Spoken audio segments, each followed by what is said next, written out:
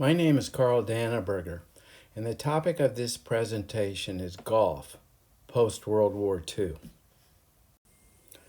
Taking a short step back, the Depression era of the 1930s saw the golden age of golf in the 1920s come to an abrupt halt.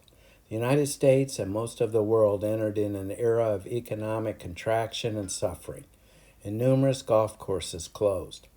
Although it might be easy to say the 1930s ended all new golf course design and building, that is not necessarily true. Some golf courses were being renovated during the 1930s.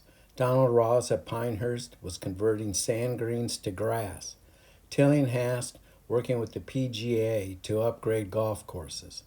The building of and opening of Augusta National showed some life during the 1930s.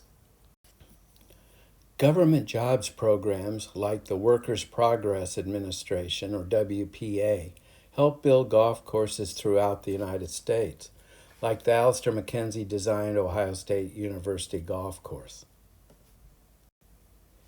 But what little momentum was slowly building through the mid and late 1930s quickly evaporated with World War II. World War II saw golf courses closed for obvious reasons, but also for things like petroleum shortages that resulted in golfers unable to travel to the golf course. Many golf courses were located far from metropolitan areas. For example, Maidstone Golf Club on Long Island closed because it was so far out on Long Island that people in New York City couldn't get there. Other courses like Augusta National were converted to pastures to feed horses and cows to help with the war effort. By the end of World War II, golf was for the most part decimated in Europe and to a much lesser degree in the United States. After World War II, most of golf course design or building consisted of renovating golf courses that had been closed during the war. For example, Robert Trent Jones restored Augusta National Golf Club, making changes too. Among the changes, the 11th hole, which is lengthened to 445 yards from 375 yards, is shown here. Also along this hole, he dammed Rays Creek, which resulted in the pond along the left side of the green. A slight recession from 1948 through 1950, and the Korean War continued to slow the growth of golf during this time.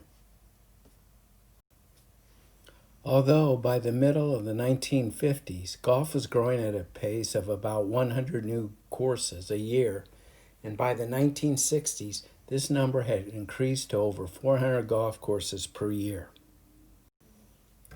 It has been said that the mid-1950s and into the 1960s, golf course architecture became a true profession. Although we have talked about golf course architects in past presentations, anyone could be an architect. All you needed was a client.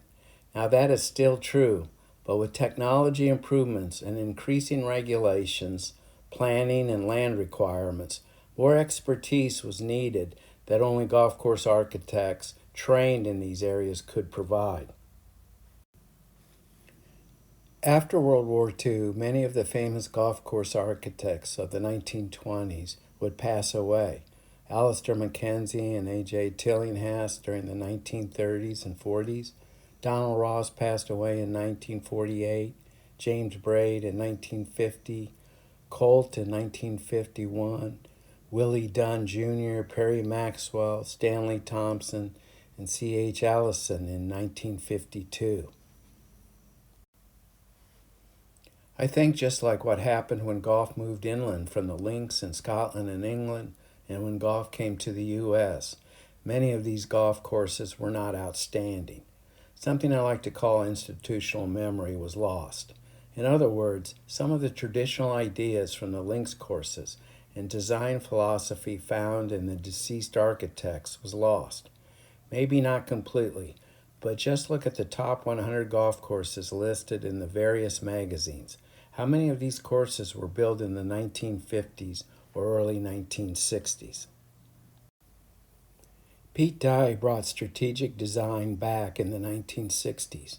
After spending an extended period of time in Scotland studying the links courses, he brought many of these ideas from those old courses back and incorporated them into his own designs.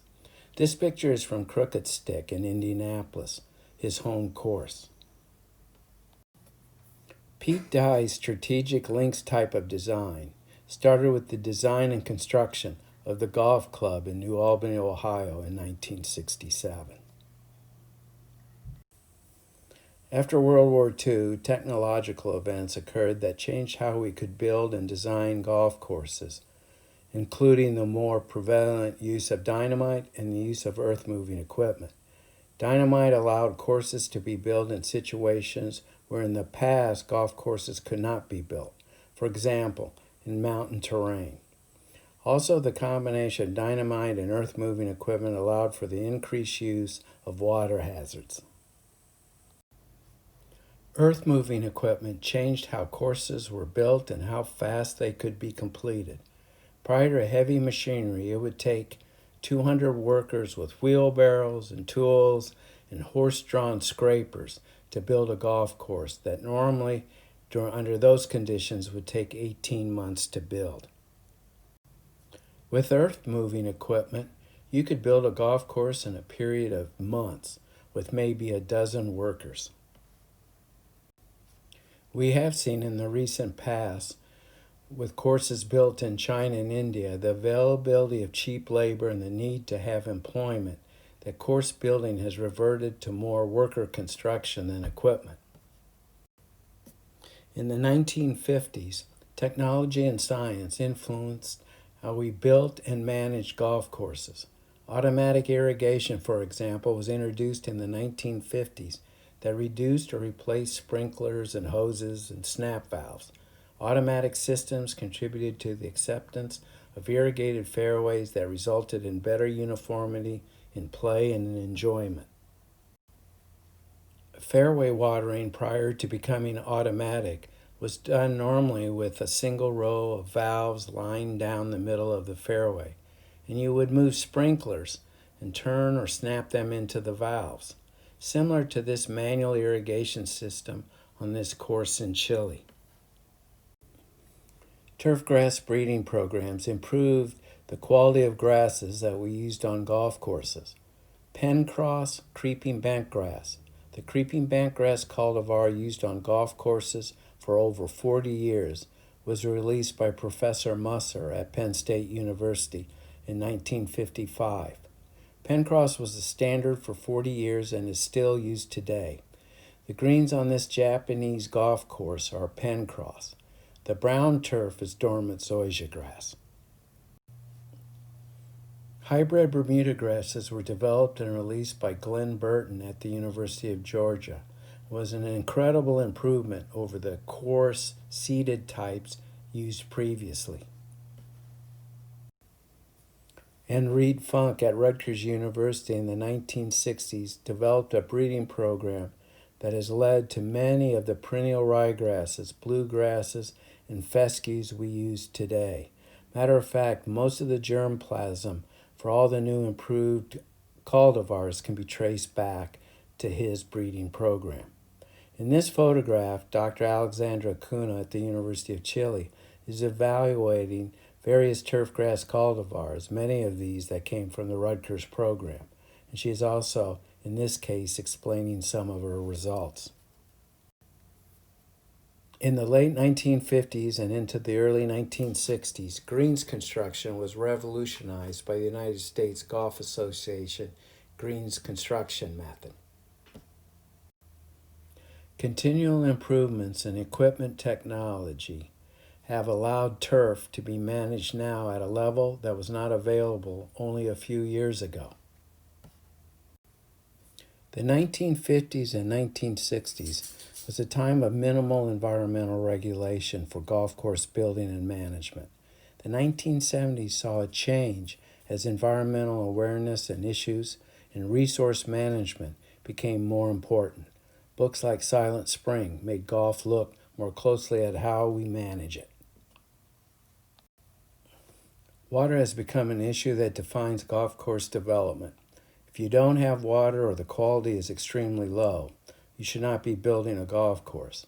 Environmental issues in golf course construction and management were and continue to be major factors in the game of golf.